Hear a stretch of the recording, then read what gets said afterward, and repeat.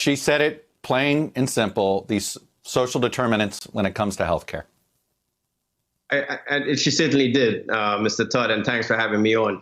But I have to tell you that we don't need to wait until this is over in order to do something about it. We've passed two stimulus bills in our legislature, and neither bill addressed this particular issue. Are we doing testing in those neighborhoods? Are we bringing more awareness to those neighborhoods using other methods than the traditional methods that may reach people through cable news or through the internet? Are we looking at other ways that we can get into the community and make sure that we can get that community tested?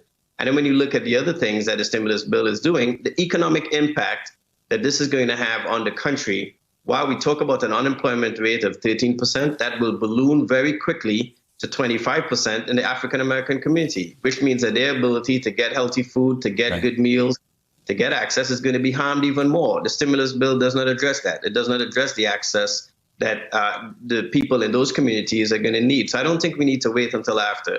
And I think you made a very good point as well. This is not something that's unknown. It's something that we do know. In 1978, we graduated more African-American men from medical school in this country than we did in 2015, which means that our Pause right there, Doctor. Doctor, pause right there, because I heard this from my producer that you had talked to, this statistic. This is amazing to me. Why do you think this is? That is because we have an education system that has marginalized a certain part of the community and decreased those opportunities. So we have to address this systemically. We talk about the social determinants of health, but it affects everything. It affects your health, it affects your wealth, it affects your security, it affects your ability to move ahead in life. In DC, in Ward 8, the life expectancy is 72 years. You move a few miles over to Ward 3, the life expectancy is 87 years. There is a 15-year difference in life expectancy in almost a 3-mile area. That is unacceptable, but it exists because of opportunity or the lack of it. And so we must address those things more systematically. We must have the pipelines. I heard Senator Harris talking about this the other night.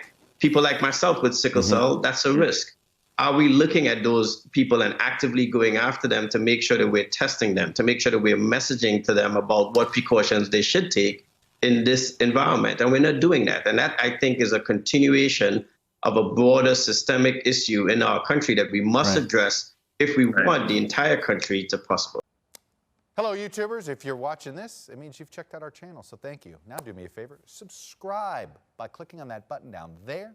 Click on any of the videos to watch the latest interviews and highlights from MTP Daily and MSNBC. You can get more Beat the Press content every morning in the First Read newsletter. If you're tired of content that you don't know anything about where it came from, you don't have to have that problem with us.